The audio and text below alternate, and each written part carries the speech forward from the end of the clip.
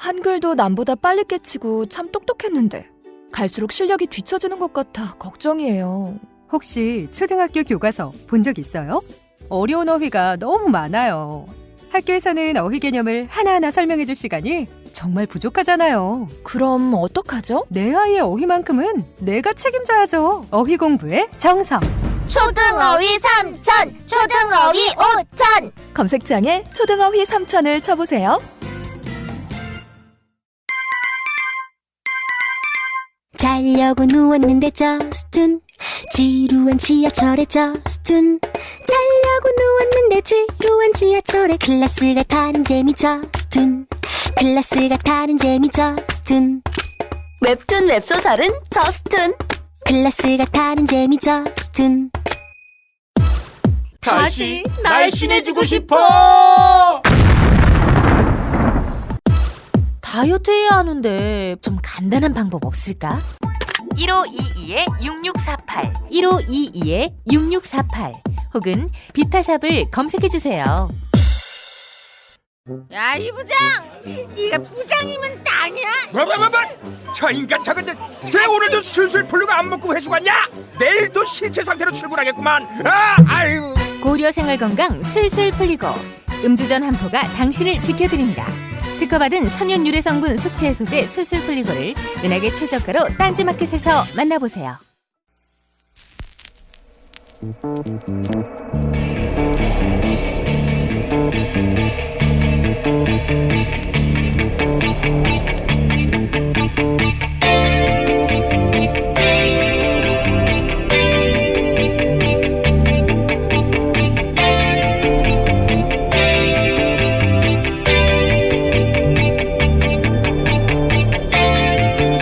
안녕하세요, 김원준입니다. 환경부 국립환경원과 미 나사가 합동으로 수행한 대기질 공동조사 결과가 어제 공개됐습니다. 한국에서 발생한 초미세먼지의 52%는 국내에서 생성된 것이고 그동안 미세먼지의 절대 원흉처럼 지목됐던 중국발 미세먼지는 34% 정도, 나머지는 북한과 그 외 지역발로 분석됐습니다. 박근혜 정부 초기 발표됐던 미세먼지 종합대책에 의하면 미세먼지 상당 부분은 중국 등 국외에서 유입된다고 설명을 했었죠. 실제로는 절반 이상이 국내에서 발생하고 국내 요인은 우리 스스로 개선할 수 있다는데 방점이 있었어야 했지만 남 탓으로 중국 탓으로 시선을 돌렸습니다. 이후 미세먼지가 점점 심해지자 직화 조리 시 미세먼지가 발생한다며 고등어, 삼겹살 식당 규제 방안을 대책으로 거론했었고 오히려 석탄 화력 발전소는 20기를 더 짓겠다고 했었습니다. 먹고 살게만 해주면 그 이상의 요구는 불평불만으로 취급했던 시대가 진작에 끝났음에도 이제는 삶의 질을 말하는 시대가 도래한 지 한참 지났음에도 이명박 박근혜 시대는 그 점을 제대로 이해하지 못했습니다. 사람들이 4대 강과 미세먼지에 왜 그렇게 민감한지, 더 깨끗한 물, 더 깨끗한 공기, 더 깨끗한 환경에서 생활할 권리에 얼마나 더 예민해졌는지 알지 못했죠. 보수 정권은 환경이라는 단어를 운동의 언어로 이해했습니다. 건강하고 쾌적한 환경에서 생활할 권리를 헌법은 진작의 기본권으로 정하고 있었는데 말이죠. 그래서 제가 하고 싶은 말이 그겁니다. 환경도 법대로 합시다. 김원준 생각이었습니다.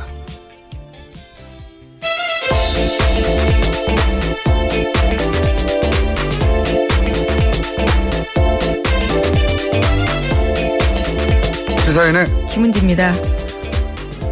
자, 오늘도 가장 많은 뉴스는 뭡니까? 네, 계속해서 나오고 있는 청와대발 문건 조사 뉴스입니다. 문건. 예. 문건 관련해서 첫 번째 뉴스는 뭐죠? 네, 박근혜 정부 청와대가 지난해 총선에서 보수단체를 동원하려 한 사실이 확인됐다고 경향신문이 보도했습니다. 청와대는 이 같은 정황을 담은 문건을 옛 청와대 정무수석실 캐비닛에서 발견해서 검찰에 넘겼다라고 밝혔는데요. 내용을 보면 이렇습니다. 총선을 앞둔 상황에서 보수단체들이 힘을 모아 정부 지원 세력 역할을 충실히 하도록 독려하라는 내용인데요. 지난해 1월 작성된 이 문건에는 자유총연맹, 바르게 살기 운동협의회 등 보수단체 이름이 쓰여 있다고 합니다. 지난 20대 총선 직전에 이런 문건을 만들었다는 거죠. 예. 그리고 그 당시 이병기 국정원장이 나중에 밝혀진 이야기지만 보수단체 대표들, 보수단체가 여러 군데 있으니까 창구를 단일화해달라고 만나가지고 창구를 단일화할 이유가 뭐가 있겠어요. 예, 돈 주는 창구를 단일화해달라는 거겠죠. 그리고 돈을 주는 대신에 어떻게 하라고 하는 오더를 내리는 창구를 단일화해달라. 이건 이미 이제 밝혀진 내용이고 사실 보수 정권 하에서 박근혜 정권 하에서 이명박 정권 하에서 이런 단체들을 동원했다는 사실은 누구나 짐작하고 있었죠. 짐작하고 있었지만 물증을 네, 움직일 수 없는 물증이 네. 나온 거죠. 물증을 찾을 수 없었기 때문에 짐작만 했고 함부로 말하기 어려웠죠. 그리고 이제 올해 초 같은 경우에는 국정농단 관련해서 많은 뉴스가 터져나오면서 삼성 4대 그룹도 전경련을 통해서 이런 단체들을 지원했다. 예, 속칭 관제 데모 지원했다라는 사실 특검 네. 수사 결과 드러난 바 있습니다. 그러니까 재벌들하고 청와대하고 국정원하고 이런 이름도 알기 힘든 단체들, 외우기 힘든 비슷비슷해서 한 통속이었다는 거죠. 예, 한 패로 같이 움직였다는 이야기고 이번은 그런 게 이제 청와대 내에서의 문건으로도 확인됐다. 예. 하지만 통장은 나온 적이 없어요. 이 돈이 어떤 식으로 흘러갔는지. 예. 청와대에서도 보수단체를 움직이는 걸 당연하게 생각했고 실제 그런 회의를 했다. 독려하라고 하는 문건이 나왔다고 합니다. 자, 다음 순요. 네, 그래서 당초 어제까지였던 청와대 문건 전수조사 기간이 늘어났습니다. 청와대 관계자는 어디서 뭐가 더 나올지 몰라서 조사를 이어간다라고 밝혔습니다. 1층부터 차례로 올라가는 방식으로 전수조사하고 있다라는 건데요. 잠겨있는 캐비닛 중에 열쇠가 없는 경우에는 기술자를 동원해서 열어봤다라는 겁니다.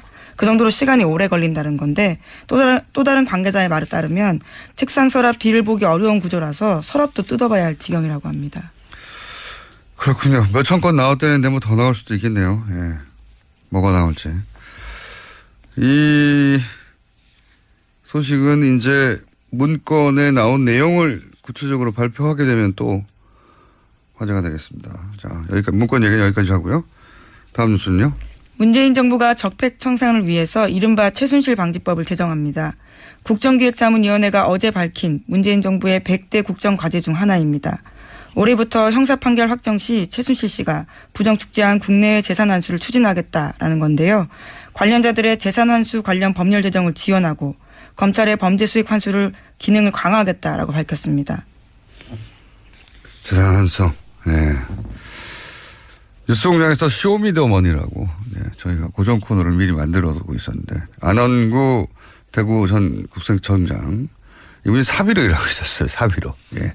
지금도 사비로 일하고 있는데. 네, 지금도 독일에서 계속 지금 추적을 하고 계시죠. 독일에 박정희 전 대통령의 비자금이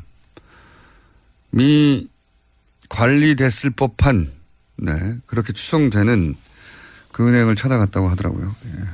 거기까지는 알고 있는데 그다음에 어떻게 됐는지 모르겠습니다. 여하간 이제 법으로 만들어진다고 하니까 저희 쇼미더머니도 더 많은 내용이 나올 것 같네요. 특검 때 그런 얘기가 있었죠. 그 최순실 씨 해외 비자금이 수조 원대 뭐 페이퍼 컴퍼니가 많다. 근데 이제 진행이 안 됐어요. 수사가 제대로. 네, 우선 국내 재산 정도만 나왔었습니다. 그 당시만 하더라도 2,730억 정도였죠. 네, 시간도 없었고 그때는 이재용 부회장이 계속 구속영장이 기각되면서 특검이 얼마 남지도 않았기 때문에 뭐 총력을 다해서 그 사안에 집중하느라 사실 많은 사안들이 있었는데 들여다보지도 못했다고 제대로 하죠. 자, 다음 뉴스는요. 네. 계속해서 검찰이 국정원 정치개입 정황을 담은 문건을 대량으로 확보하고도 이를 수사하지 않고 청와대에 돌려줬다라는 이야기 전해드리고 있는데요. 이와 관련해서 검찰이 공식적으로 이를 인정했습니다. 그리고 현재 반환 경위를 조사하고 있다라고 밝혔는데요. 검찰 관계자에 따르면 디도스 사건 재판과 관련이 없다고 판단해서 청와대에 돌려준 것으로 보인다라는 겁니다. 또 문건이 이관됐기 때문에 현재로서는 자신들도 내용을 알 수 없다라고 밝혔습니다. 이관된 건 이제 인정을 한 것이고 이건 되는 게 사실이니까요. 예, 인정을 한 것이고 왜 그때 줬는지는 모른다 이거죠. 예.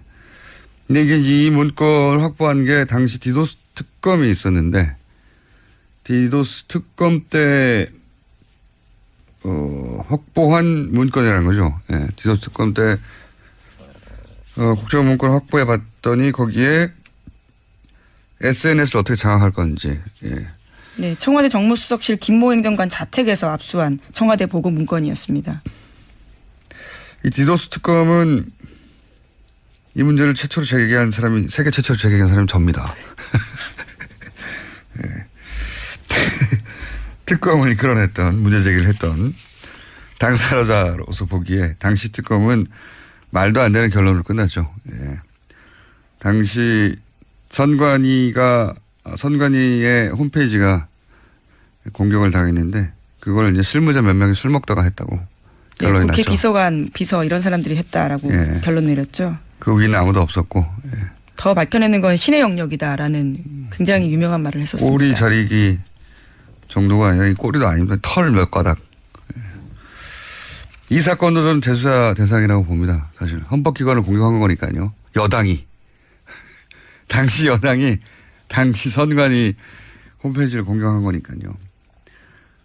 자, 이건 언제 또 다룰 시간이 있을 것 같고 어쨌든 그때 압수했던 문건들이 있는데 그 문건들은 당시 검찰총장이 관심사로 수사를 하고 있던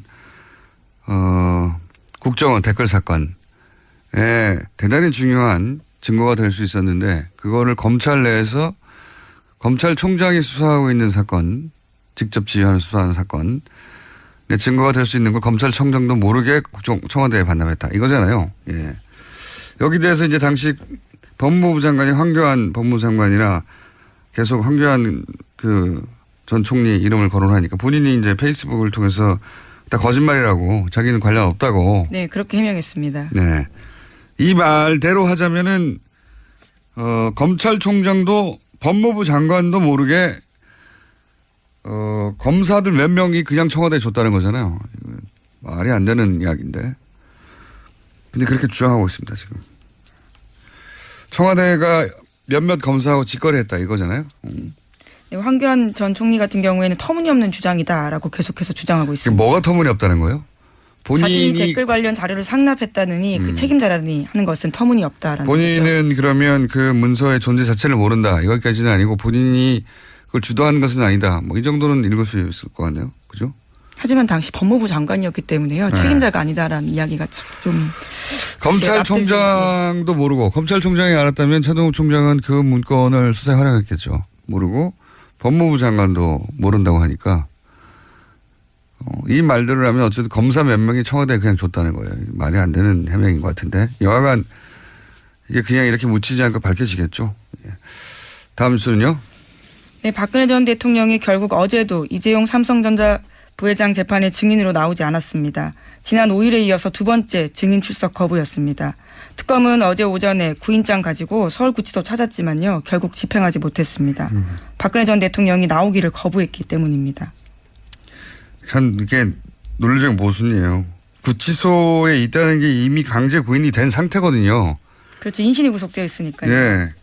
그러니까 구치소에 있는데 또다시 강제 구인장을 발부한다는 자체가 이게 모순인 거예요. 구치소에 있는데 그렇게 하려고 구치소에 넣는 거잖아요. 근데 구치소에 있는데 또 다시 강제 구인장을 발부했는데도 이중이죠, 이중. 안 나온다는 거죠. 보통은 이제 팔짱 끼고 들고 나오죠, 만약에 안 나온다고 하면. 네. 근데 전직 대통령이니까 그렇게는 못할 것이다. 라는 점을 이용한 거죠. 본인이 표면상으로 내세운 이유는 건강상입니다. 네 번째 발가락이요. 예. 그렇게 구체적으로 쓰진 않았고요. 그 건강상 이유가 지난번에 그래서 법원에서 밝히라고 했더니 발가락 네 번째 발가락이라는 거 아닙니까? 예. 그거를 문지방에 찍어가지고 아파서 진단서는 못 냈죠. 예. 네, 자체적으로 구치소에서도 봤는데 특별한 이상이 없다라고 나왔습니다. 그러니까요. 그게 아프실 예정이라고 했던 이유가 이렇게 재판에 자신이 불리한 재판 같은 경우는 거부하거나 안 나가는 방식으로 설마 전직 대통령이 끌고 나가는가 하는 점을 100% 하려고 하는 전략인 거죠. 예. 구치소에 강제 구인장을 발부했다는 사례는 앞으로도 안 나올 거라고 봅니다. 어쨌든 안 나오고 있다는 거. 네, 보통 사람들이 따라했다가는 큰일 날 일입니다. 예. 발가락 4개가 아니라 발가락 10개가 다 비었다고 그래도 나오게 될 겁니다. 보통 사람은. 자, 다음 뉴스는 뭡니까? 네, 계속해서 재판 소식 전해드리겠습니다. 어제 이재용 삼성전자 부회장 재판 있었는데요. 여기서 최순실 씨 어머니인 임선희 씨가 박근혜 전 대통령을 대신해서 옛 삼성동 사저 매매 계약을 체결한 자세한 정황이 나왔습니다. 박영수 특별검사팀은 1988년부터 2000년까지 공인중개사 사무실 운영한 전 아무개 씨 진술조서 공개했습니다. 여기서 전 씨는 임 씨가 박근혜 전 대통령 이름으로 삼성동 집을 계약하고 매매 대금도 대신 냈다라고 밝혔습니다. 또 임 씨가 계약 당시 자신의 가방에서 박근혜 전 대통령 주민등록증을 꺼내서 자신에게 건넸다라고 밝히기도 했고요. 또 애초에 임선희 씨가 여기는 근혜양이 살 집이라고 밝히면서도 계약을 할 때는 박근혜가 아닌 박근옥이라는 이름으로 계약해달라고 보챘다고 합니다. 그 예전에 이제 경제공동체 얘기하면서 임순희 씨, 최태민 씨의 부인, 최순실 씨의 모친, 이분이 자기가 수표 끊어와서 대신 계약하고 뭐 했다는 얘기가 있었는데 구체적인 진술이 나온 거네요. 박근옥 이름으로 대신하게 계약하게 해달라고 했다. 네, 당연히 법적 문제가 생길 수 있기 때문에 거절했다라고 합니다. 당연히 거절했겠죠. 한도 아닌 집을 다른 사람 이름으로 계약해달라고 요구했다는 거잖아요. 구체적인 정황이 또 한 번 나온 겁니다. 경제공동체 아니냐. 박근혜 전 대통령과 최씨 일가가 그런 얘기 추가로 나왔습니다. 다음 뉴스는요. 네, 국정원 임 과장 소식도 계속해서 전해드리고 있습니다. 이번에는 부인 인터뷰가 JTBC에서 나왔습니다. 부인은 임 과장의 사망 전날 행적에 의문을 제기했는데요. 임 과장이 숨지기 전날 저녁 7시 반쯤 국정원에 간다면서 집을 나갔다라는 겁니다. 그런데 정작 국정원 쪽에서는 출입 기록이 없다라고 하는데요. 임 과장 부인 같은 경우에는 회사에서는 안 들어왔다고 하고 3-4시간이 빈다 이렇게 의혹을 제기하고 있습니다. 이 사건이 좀 주시한 사건이라고 제가 보는데 시간이 몇 분 남았네요. 이걸 좀 집중적으로 다뤄보자면 저도 인터뷰를 봤는데 임 과장의 부인이 이제 이례적으로 인터뷰에 응했어요. 그동안. 아버지는 자살이 아니다 절대 하고 인터뷰를 한번 했고 추가 인터뷰를 하려고 했던 CBS 측에 인터뷰를 못 하겠다고 추가로는 그래서 추가 인터뷰가 안 나오고 있는 상태인데 그런 후 이제 JTBC가 임 과장 부인을 인터뷰 단독으로 특종이죠. 했는데 이제 내용을 듣다가 제가 좀 고개가 갸우뚱됐던 부분은 뭐냐면 회사 간다고 했는데 회사를 안 갔다더라. 대단한 의혹 아니거든요. 회사 간다고 했는데 회사 안 갔고 몇 시간 있다가 집에 돌아왔는데 그 사이에 회사 간 줄 알았더니 회사 안 간 거다. 별게 아니에요. 사실은. 의혹처럼 얘기했지만. 여기서 석연치 않다고 한 부분은 당시 사모가 이거 과장으로 승진한 지 얼마 안 되는데 혼자서 최종 책임을 질 수 없는 위치였다. 요 말 정도. 근데 나머지 내용은 사실은 전반적인 그 인터뷰의 뉘앙스는 핵심은 남편이 자살을 한 거다라고 인터뷰한 거거든요. 아버지의 인터뷰하고 정확하게 배치되는 내용이에요. 뭐 자살을 암시하는 말을 했다. 유서를 집에서 쓴 것 같다거나 자살을 한 이유는 국회 자료를 제출하는 게 그걸 굉장히 힘들어 했는데 그게 자살의 이유인 것처럼 그리고 해킹팀 프로그램은 대북 관련 업무에만 사용했다는 이야기도 나왔고 큰 틀에서는 사실은 국정원이 주장했던 내용을 재확인하는 정도 인터뷰거든요. 좀 의아했는데 부친의 인터뷰는 결이 달라요. 그러니까 부친의 아들 얼굴이 그렇게 상처가 많은데 자살일 리가 없지 않느냐는 거고 부인은 한두 가지 이해가지 않거나 의아스러운 점은 있으나 자살은 맞다는 게 요지예요. 인터뷰에. 지금 의혹의 핵심은 자살을 한 게 아니라 당한 게 아니냐는 게 의혹의 핵심이거든요. 그러니까 의혹의 핵심에 반하는 내용인 거죠. 인터뷰 자체로 따지면 부인은 최소한 그렇게 생각하고 있는 것으로. 그러니까 전후 이 인터뷰를 놓고 보자면 아버지는 자살을 한 게 절대 아니라고 한 거고 부인은 며칠 후에 그렇게 말하지는 않았지만 그 곳곳에 대화 중에는 자살을 한 게 맞는 것이라고 본인은 알고 있다라고 직접 말하지는 않았지만 그렇게 이해되는 대목들로 점철돼 있어요.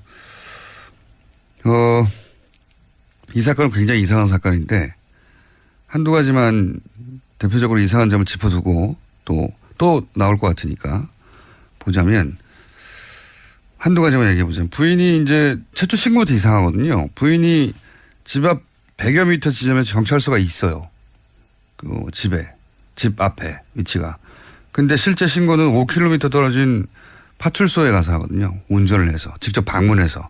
생각해 보시면 남편이 실종됐다고 생각하는 순간 가장 먼저 할 일은 운전을 해서 5km 떨어진 경찰서로 갈 게 아니라 방문해서 또 전화하면 됩니다. 그렇죠? 112에 신고해서. 그리고 직접 가고 싶었다면 답답해서 집 앞에 있는 경찰서로 가면 되죠. 더 이상한 건 그렇게 신고를 하고 나서 6분 후에 취소합니다.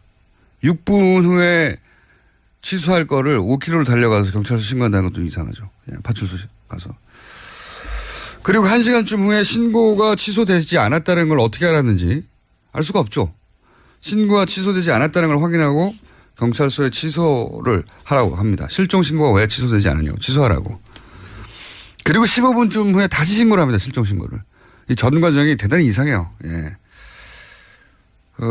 그리고 나중에 밝혀진 바로 사건 당시에는 밝혀지지 않았지만 얼마 지나고 나서 밝혀진 바는 국정원에서 부인에게 전화해서 119에 신고하라고 했다고 보도가 된 게 있었죠. 119를 지정했어요. 그러니까 이제 미스터리가 약간 풀리는 것은 소방서로 간 겁니다. 차를 운전해가지고. 그런데 소방서에 갔더니 소방서는 실종 신고는 경찰에 하라고 해서 그 옆에 있던 파출소에 신고하게 된 겁니다. 112가 된 거죠, 이번에는. 그런데 이걸 6분 후에 취소합니다. 그러니까 국정원에서는 119에 신고하라고 했는데 부인은 소방서에 갔다가 실종됐으면 당연히 경찰서로 하라고 그 옆에 있었대요, 바로. 마침. 동백파출소가. 했더니 그렇게 하라고 했더니 경찰에 가서 했더니 취소를 6분 후에 한 건데 아마도 추정되기로는 국정원에서 경찰 신고는 취소하라고 한 게 아닌가. 안 그러면 굳이 거기까지 달려가서 신고한 것을 왜 취소했겠는가 하는 의문이 들고요. 그런 심정을 더 굳히게 하는 것은 1시간 후에 왜 취소하지 않았냐고 다시 경찰에 전화를 하거든요. 부인이 그걸 알 도리가 없죠. 예.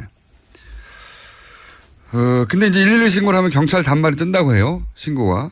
예. 그래서 해당 지역에서 무조건 출동을 해야 되는데 그 단말을 부인은 볼 수 없지만 국정원은 볼 수 있었을 테니까. 그래서 왜 취소하지 않았냐고. 이 과정 전체가 보면 경찰이 현장에 먼저 도착하지 않았어야 하는 상황이 아니었는가. 굳이 국정원이 남편이 회사에 출근하지 않으니 빨리 실종 신고를 119에 하라고 했단 말이죠. 112가 아니라. 그리고 112에 신고된 건 취소를 하라고 두 번이나 나오고. 예. 그러니까 경찰이 먼저 현장에 도착하면 경찰만의 프로세스가 있잖아요. 예. 사인 판명하기 위해서 부검도 해야 되고 이런 프로세스가 쭉 있으니 반면에 소방서는 현장에 도착해서 생사를 확인하면 일이 끝나는 거거든요. 사실은 사망하기 전에 위독하거나 뭐 어떤 생명 위협하면 구출하는 거죠, 보통은. 근데 사망하면 소방서가 할 일은 끝나요. 그래서가 아니겠는가 하는 의혹이 하나 있는 거고요. 예. 한 가지만 더 얘기하자면, 나중에 국회 정보위에서 이 사건에 대해서, 국회에서 질의할 때 나왔던 아주 작게 보도되고 지나가 버렸는데, 당시. 2년 전 기사를 찾아보면 나올 겁니다, 아마. 국정원 직원들이 보유한 휴대폰에는 국정원이 휴대 위치 추적 장치를 깔고 있다. 이를 통해서 임 과장을 찾았다, 국정원은. 왜냐하면 국정원이 너무 신속하게 도착을 해가지고 그걸 이제 국회 정보에서 질의를 했던 거 봐요. 예. 처음에는 수사 당국에 실종 신고를 해서 소방서에서 위치를 찾았다고 이렇게 알려졌었단 말이죠. 이게 무슨 얘기냐면 국정원은 부인에게 신고하라고 시킬 필요가 없었어요, 애초부터. 국정원 직원의 휴대폰에는 위치 추적 장치가 있어서 국정원은 그 직원이 어디인지 처음부터 임 과장이 어디인지 알고 있었다는 거예요. 부인한테 찾으라고 전화할 필요가 없는 겁니다. 소방서에 신고하라고. 예. 자기들 그냥 찾아가면 되는 거거든요. 처음부터 끝까지. 그러니까 처음부터 끝까지 임 과장의 위치를 알고 있었는데도 불구하고 부인에게 전화를 굳이 해서 119에 신고해라, 112는 취소해라 할 이유가 뭐가 있었냐. 이 전체가 다 일종의 쇼 아니냐. 신고 과정과 이런 자체는. 그렇게 이 외에도 의문이 참 많은데 예. 가장 처음에 일어나는 의문점. 신고 과정. 그것만 얘기해도 이상하죠. 예. 이상한데 어쨌든 지금 한 일주일 상간으로 부친은 자살이 아니라고 부인은 자살이 맞는 거라는 인터뷰를 한 셈이 된 겁니다. 네. 관심사가 아니라 좀 여기가 길었네요. 이렇게만 나오면은 이 인터뷰가 어떤 의미가 있는지 정확하게 전달이 안 될 것 같아서 좀 해설이 길었습니다. 자, 여기까지 할까요? 네. 시사인의 김은지였습니다. 감사합니다. 네. 아무도 묻지도 따지지도 않고 가입하셨다고요? 보험은 너무 어려워요. 걱정 마십시오. 마이보험 체크가 도와드립니다. 1800-7917 마이보험 체크로 지금 전화 주세요. 1800-7917 이미 가입한 보험이나 신규 보험도 가장 좋은 조건을 체크해서 찾아드립니다. 인터넷 한글 주소 마이보험.com 또는 카카오톡에서 아이디 검색 마이보험을 친구 추가하여 상담하실 수 있습니다. 모닝똥? 제겐 사치였죠. 내가 토끼인지 토끼똥이 나인지. 내가 변을 본 것인지 변을 당한 것인지 나는 바나나이고 싶다. 간혹 구렁이이고도 싶다. 미궁 대장사랑. 빅동의 추억 미궁 대장사랑이 찾아드립니다. 혈중 콜레스테롤 개선과 배변 활동에 도움을 주는 건강기능식품입니다. 검색창에 미궁 대장사랑. 미궁 장사랑 이름 바꿨어요. 프로바이오틱스 12종 추가. 미궁 대장사랑. 골반 잡자 바로 잡자 바디로직. 허리 통증 바로 잡자 바디로직. 2017년 쿨 썸머 바디로직 라이트 출시. 통기성이 좋아 땀 걱정 없이 한여름에도 쾌적하게. 입은 듯 안 입은 듯 가벼움의 신축성은 그대로. 자세가 좋아지는 골반 교정 타이즈 바디로직.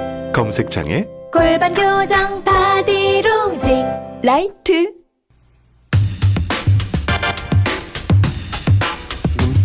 다음에 문제 제가 뭐 이제 제가 소개하기 전에 말씀을 시작해 버리셨네요.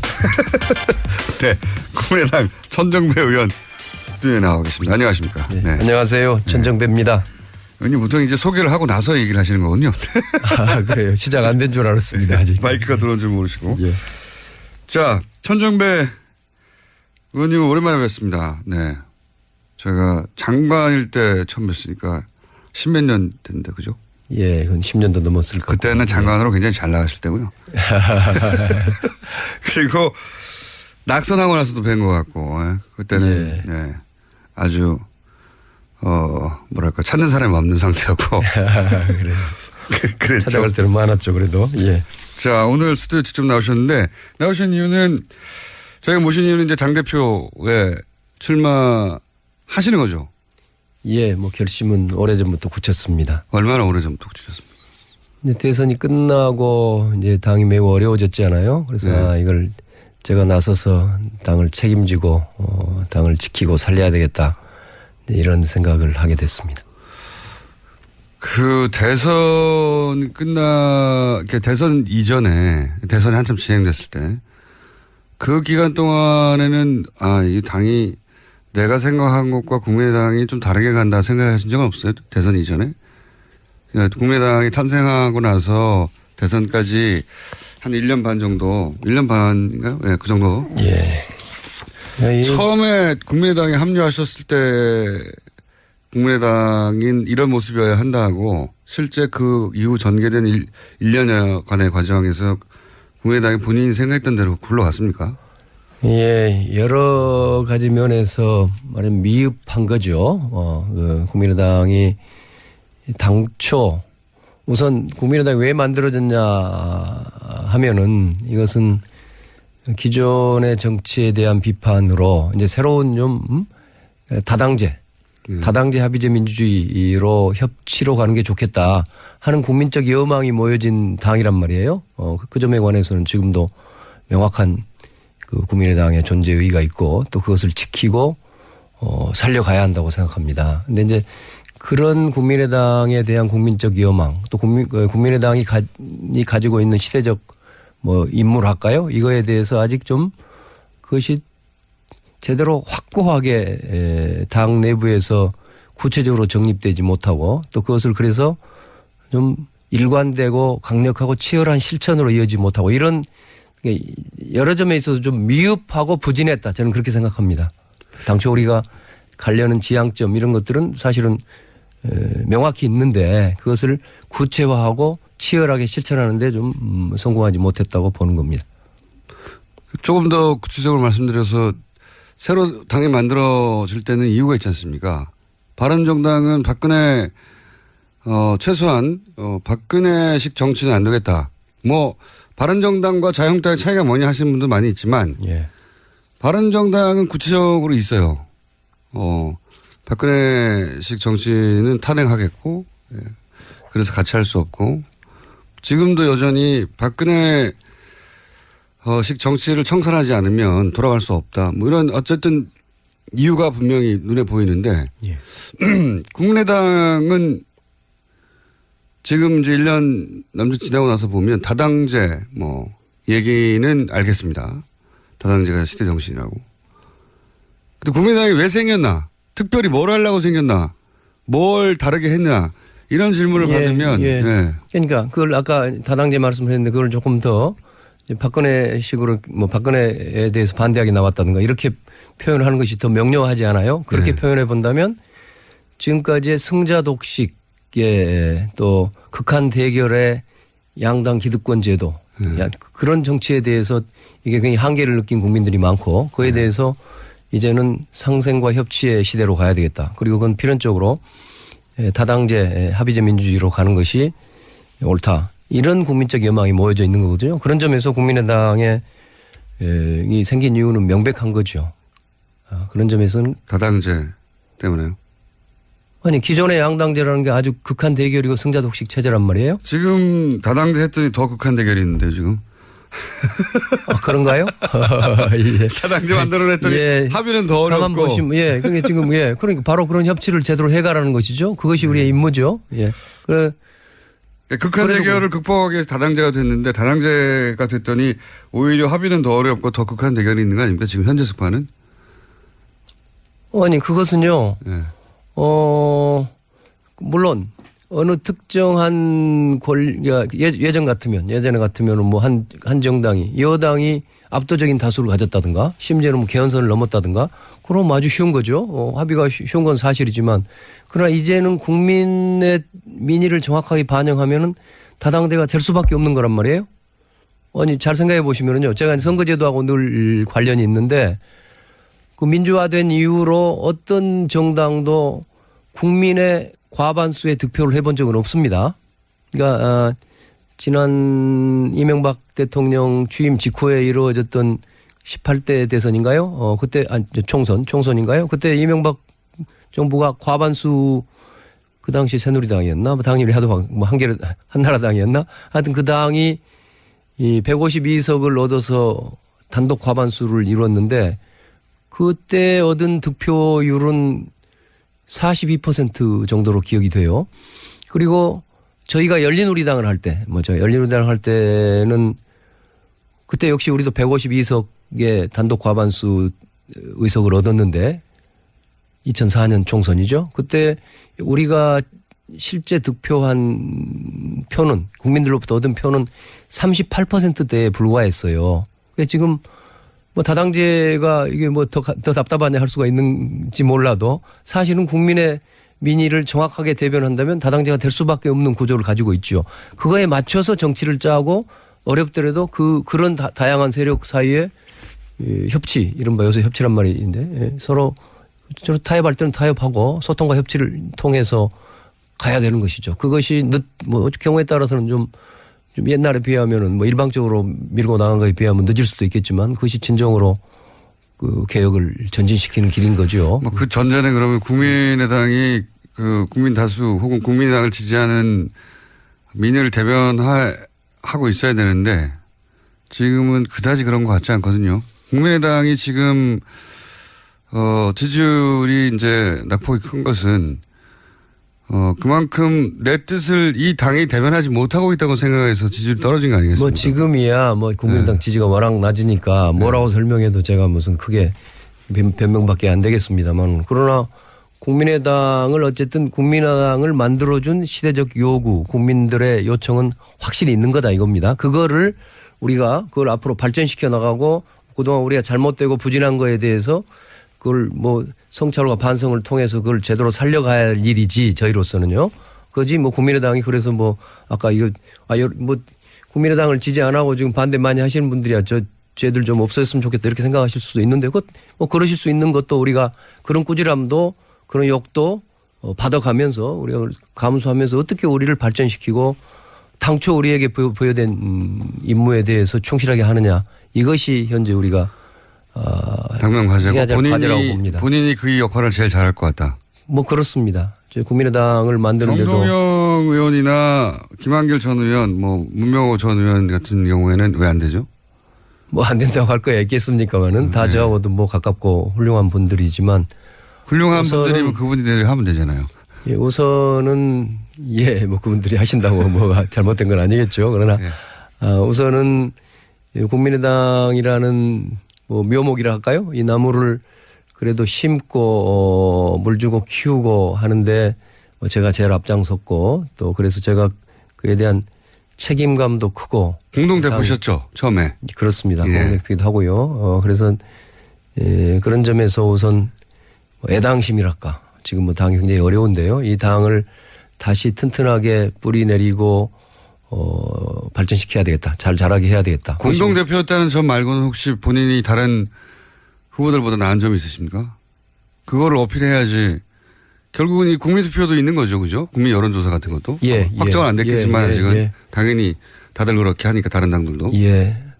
제가 그동안 정치를 해오면서 그래도 어떤 뭐 개혁성이랄까요? 일관된 개혁성을 보여왔고 또 늘 국민의당을 만드는 과정에서도 그랬습니다만은 제 자신의 뭐랄까요?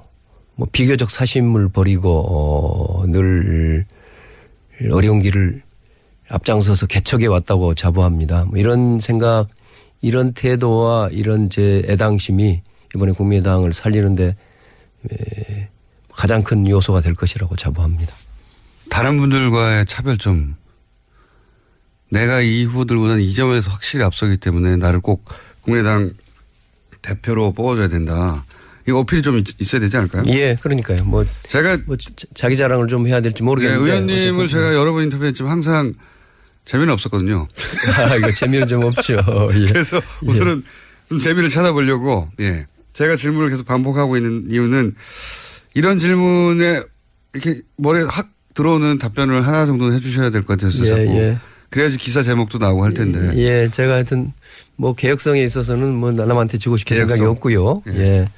또 뭐 늘 위기 때마다 저 자신을 버리고 치열하게 돌파해야 되겠다 하는 그런 생각을 늘 가지고 있고요. 또 그걸 뭐 남이 보기에는 많이 부족할지도 모르지만 저로서는 치열하게 늘 정치를 해왔고 또 무엇보다도 지금 우리 당은 사실은 좀 좋게 말하면 다양성을 갖춘 집단이고 나쁘게 말하면 굉장히 이질적인 집단인 거 아닙니까? 이질적인 집단이라 하면 어떻게 섞여 있는 겁니까? 아니 무슨 크게 보더라도 저야 이제 골수 DJ 쪽에 서 있는 사람인데 우리 당에 사실은 새누리당을 했던 분들도 상당수가 많이 있습니다. 이제 그런 이제 세력들이 모여 있는데 왜 그렇게까지 했었을까요? 아니 국민의당이 추궁할 때. 아니 그것은 뭐 새누리당이라고 해서 무조건 무조건 나쁘다. 뭐 예전에 저도 그런 생각을 가진 적도 좀 있었습니다. 그런 쪽으로 반드시 그런 건 아니고요. 새누리당 박근혜 대통령이라든가 새누리당의 그 주류가 끌고 가는 거에 대해서는 저는 절대적으로 반대한 사람이지만 그 안에 그런 대로 그래도 여러 가지 그 세력 중에도 거기 속했던 사람 중에도 대체로 뭐 중도 보수로서 합리적이다 하는 그런 태도를 가진 분들이 꽤 있죠. 당의 덩치를 키우려고 하다 보니까 그렇게 된 거예요. 아니 뭐 여러 가지 측면이 있죠. 당 만들어 보면 뭐 그동안 우리나라 정당이 모든 정당들이 극우부터 극좌까지 다 합쳐져 있고 뭐 그런 것들은 얼마나 있는데요. 뭐 제가 그런 뭐 좀 그 사소한 가지를 좀 치고 말한다 그러면 좀 줄기를 본다면 그래도 또 그 매우 합리적이고 보수적이지만 합리적이고 성찰적이고 건전하다 이런 사람들이 있어요. 그런 건전한 중도 보수 이런 사람들이 같이 섞여 있죠. 근데 이 세력들이 지금 한 1년 반쯤 됐는데 내부에 뭐 소통이라는 게 많이 부족해요. 많이 부족하고. 서로 같이 안 놉니까? 뭐 놀이가 같이 노는데 어쨌든 좀 부족해요. 이게 부족해서 예를 들어서 처음으로 재밌었어요. 예. 이게 말이에요. 그 사실은 제가 늘 뭐 수십 년 전의 일인데 어떤 그 일본의 변호사를 만났어요.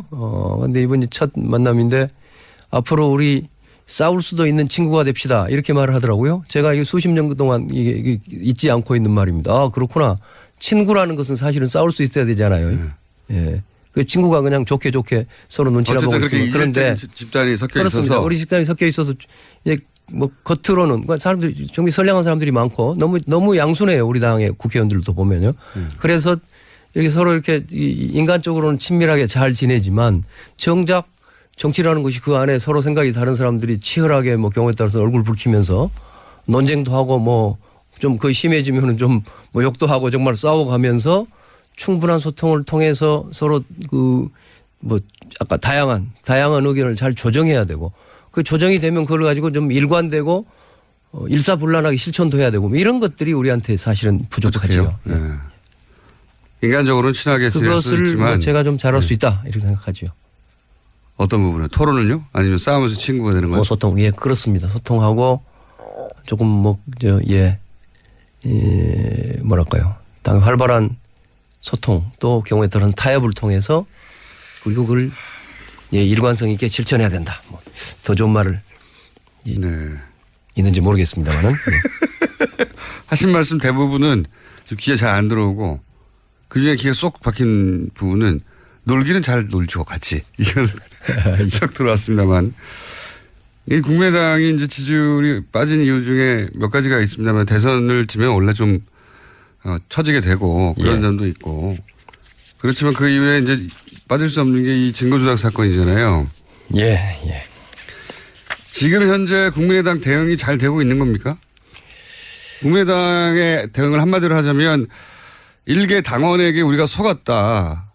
단독 범행일 뿐이다. 당의 책임은 제대로 검증하지 못한 정도는 있지만 우리도 속았을 뿐이다. 이게 사람들한테 제대로 설득이 안 되거든요. 예, 이제 뭐 현재 진행 중인 사건이죠. 더구나 이제 검찰 수사가 뭐 한참 진행 중에 있어서 이런 사건에 대해서 제가 말씀드리는 매우 조심스럽습니다. 법무부 장관 하신 분으로서 아니고 뭐 정치인으로서도 그렇고 이게 뭐 또 말하자면 당사자인 측면도 있잖아요. 우리 당에서 일어난 일이고 그런데 이걸 좀 두 가지로 구분해 봐야 될 것 같아요. 하나는 정치적, 도덕적 측면이 있고 그거야 뭐 우리가 뭐 입이 100개라도 할 말이 없죠. 무조건 국민들한테 사과해야 될 일이고 우리가 잘못한 일입니다. 그런데 이제 또 하나는 이제 법적 측면이 있단 말이에요. 그러면 뭐 국민의당에 뭐 근데 그 당시에 지도부가 그럼 거기에 무슨 그 사건의 가치 공범이라든가 그걸 뭐 은폐하기 위해서 무슨 범죄를 했다든가 그래서 현실적으로 실정법에 따라서 뭐 징역을 몇 년 살아야 한다든가 이런 문제와는 좀 차원이 다르다고 생각합니다. 법적인 문제와 정치 문제는 다른데. 그렇습니다. 예. 법적으로는 단독 범행이다. 뭐 국민들께서요. 아니 단독 범행이라고 제가 뭐 그것은 그렇게 성급하게 말할 일은 아니지만 그 지난번에 이제 그 우리 당의 진상조사 단장인가 위원장인가 하는 이제 김관영 의원이 그 진상조사 결과를 발표했어요. 그래서 그 내용을 제가 미리 알지는 못했는데 그 발표장으로 가는 동안에 제가 거기서 잠깐 이렇게 붙들고 세우고 이렇게 이야기를 했어요. 누구죠? 이유미 씨. 예, 이유미 씨 단독 범행이라고 단독 범행이 아니라고 볼 만한 증거를 아직 찾지 못했다. 이렇게 발표해라. 제가. 예. 뭐 농담 비슷하게 얘기한 거기도 하지만 예. 그런 거지요. 지금 그러니까 당의 입장에서는 아무래도 아까 상당히 방어적인 상태에 있는데 굉장히 심각한 위기 상황에 있는데 이게 잘못하면 우리가 져야 할 책임 이상으로 아까 억울하게 죄인으로 몰려서 아까 법적 책임을 이야기하는 겁니다. 그래서 이게 가는 거 아니냐 하는 그런 방어적 심리가 있습니다. 있겠죠. 예. 이런 거에 대해서는 우선 좀 국민들이 뭐 조금 그 점은 이해해 주셨으면 하는 생각을 좀 갖고 그게 있고요. 국민들한테 이해가 잘 안 되는 거예요. 그러니까 잘못했습니다. 그런데라고 항상 이어지니까 일단 잘못했습니다가 충분히 이제 느껴진 다음에 좀 이따 그런데 하면 되는데. 그것은 이제 뭐 정치적으로 그런데밖에 안 들리거든요. 예, 정치적으로 그걸 잘 그걸 과연 더 지혜롭게 했어야 한다 뭐 이런 등등의 이야기는 할 수 있겠습니다. 그러나 여하튼 지금 계속되고 있는 사건이어서 제가 뭐 너무 감나라 변하라 이야기하기는 조금 아직은 부적절하다고 생각합니다. 의원님의 답변 스타일이 너무 길기 때문에 제가 단답으로 여쭤볼게요. 안철수 전 대표는 다음 대선에 출마해야 됩니까? 그건 앞으로 뭐 그분 자신이 하기에 나름이겠죠. 그러니까 그걸 평가하시고 그건 본인이 결정하겠지만 평가를 하실 수 있잖아요. 반성과 성찰의 시간을 갖겠다고 하신 것 같아요. 예. 그 반성과 성찰이 제대로 되면은 재기해서 다음 대통령이 될 수도 있고요. 예. 그 부분에 대해서 이제 성과를 그만한 능력과 자질이 된다. 다음 대선에 출마할 만큼의. 저는 뭐 안철수 대표가 갖고 있는 기본적인 장점은 따라죠. 그래서 다음 대통령에 나올 만한 능력과 자질이 여전히 된다고 생각하신다. 뭐 기본적으로 나는 안철수 본인은 대선에 출마할 생각 없어요? 뭐 저는 이번에도 좀 나가보려고 하다가 도저히 안 돼서 미리 포기했습니다. 예. 본인이 당대표가 되든 안 되든 혹시 민주당과 합당할 가능성은 없습니까? 전혀 앞으로라도? 없습니다. 뭐 제로입니까? 예, 전혀 없습니다. 예. 본인이 당대표가 되면 정말로 제로가 될 것이고 다른 당대표가 돼서 하자고 그러면 어떡합니까? 그래도 그건 불가능한 일입니다. 당대표 한 사람이 당의 운명을 마음대로 결정할 수 있나요? 말도 안 되는 얘기죠. 모두가 다 그렇게 생각하십니까? 아니면 의원님만 그렇게 생각하십니까? 저는 많은 사람들이 그런 프레임을 가지고 보는 것 같아요. 네. 뭐 국민의당 내에는 이제 워낙 국민의당이 몰려가지고 뭐 이른바 자강하자 잘 뭉쳐서 스스로 일어나 보자 하는 사람도 있지만 일부는 뭐 민주당하고 다시 돌아가자든가 합당하자든가 생각을 가진 사람도 있고 또 일부는 무슨 다른 뭐 바른정당하고 합당하든지 가자는 사람이 있다. 이런 식으로 분류해서 보고 하는데요. 사실이 아닙니까? 저는 뭐 당원들 중에 적어도 국회의원들이라든가 제가 만나는 핵심적인 당원들 중에 그런 생각을 가진 사람은 전혀 없습니다. 의원님한테는 속내를 안 내놓는 거 아닙니까? 혹시? 아니죠. 소통이 안 되시는 거 아니에요? 혹시? 불가능한 예. 이거 불가능한 일이에요. 불가능한 일이고 돌아갈 것도 없습니다. 돌아갈 것도 없고 받아주지도 않을 것 같은데요. 솔직히 말하면. 그거는 지방선거 끝나고 나면 좀 많이 달라지지 않을까요? 지방선거 때 만약에 지금 저 미래를 그렇게 뭐 예단할 수 없고요. 그 지방선거도 아직 거의 1년이 남아 있잖아요. 이제는 11개월인가? 하여튼 뭐 1년 가까이 남아 있는데 저는 앞으로 국민의당의 미래에 대해서 그렇게 비관하지 않습니다. 비관을 원래 안 하시잖아요. 제가요? 예, 제가 이때까지 인터뷰하면서 상당히 느낀 거는 10년 넘었지만 비관은 하신 적은 없어요. 어렵지만 내가 해내서 돌파할 수 있다고 항상. 아, 그렇던가요? 예. 예, 이번에 당대표가 돼야 될 가장 좋은 이유가 되겠네요. 그런데 돌파가 안 된 적이 많습니다. 뭐래요? 그래도 여러 번, 국민의당도 작년에 상당히 성공시켰고. 당대표, 이렇게 당대표를 공동대표를 하셨지만 사실은 같이 들어가신 분들은 다 의원도 못 되고 공천에서 사실상 안철수 대표한테 밀린 거 아닙니까? 당시에? 당대표 공동이었지만 말만 공동대표지? 그건 솔직히 인정해야 되겠네요. 예. 뜻대로 다 아니신 거 아니에요? 예. 제가 30초밖에 안 남았는데. 제 역량이 상당히 한계가 그 정도였죠. 30초밖에 안 남았는데 꼭 당대표가 된 이유를 한마디로 요약해 주십시오. 예. 당을 가장 개혁적이고 국민의 신뢰를 얻는 당으로 만들어낼 의지와 역량을 갖추고 있습니다. 아직 한 달이 넘게 남았기 때문에 예. 저희가 한 번 더 모실 텐데요. 예. 압박 면접으로. 오늘은 예의 바르게 했거든요. 그러셨어요? 예, 예. 다시 한번 모시겠습니다. 예. 지금까지 천정배 의원이었습니다. 감사합니다.